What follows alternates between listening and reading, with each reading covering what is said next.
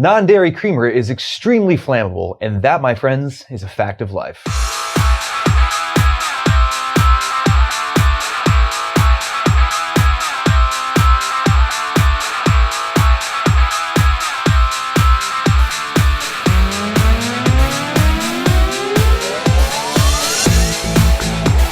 Thank you, and welcome to That's the Facts of Life, where we go through all the topics that matter to you and bring you just the facts. Today's topics include the SEC's probe and FINRA unloads. Before we get there, though, let's check in on that FINRA naughty list. Topping the list this week is a barred broker from Arizona who tried to inherit $1.8 million from an 83-year-old lady as he played out his own sick and twisted version of Great Expectations.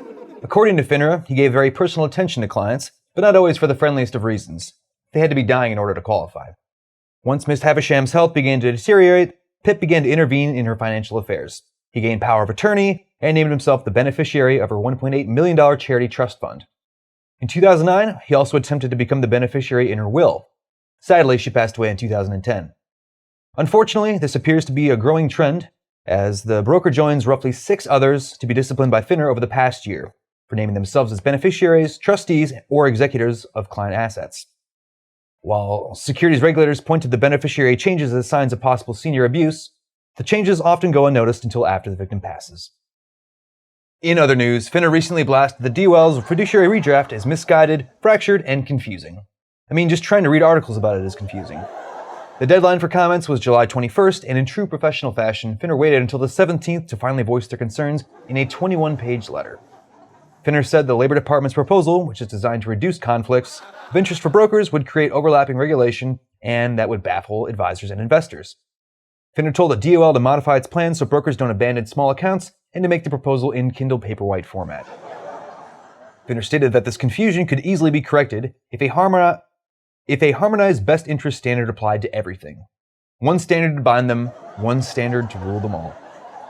While FINRA does support the DOL's goal, they go on and on for 21 pages pointing out all the redraft flaws. Apparently, FINRA never learned that if you don't have anything nice to say, don't write 21 pages voicing your displeasure. Speaking of displeasure, the SEC has been heating up its 2-year-long probe into more than a dozen firms to determine whether mutual fund managers are dipping deeper into investors' money than they're allowed to. The SEC has been conducting a broad sweep of how companies sell their products and who companies think the next batch should be. They're concerned that additional fees aren't being properly disclosed to investors, and that if the next Bachelor isn't Ben H., well, then the show's ratings will just tank.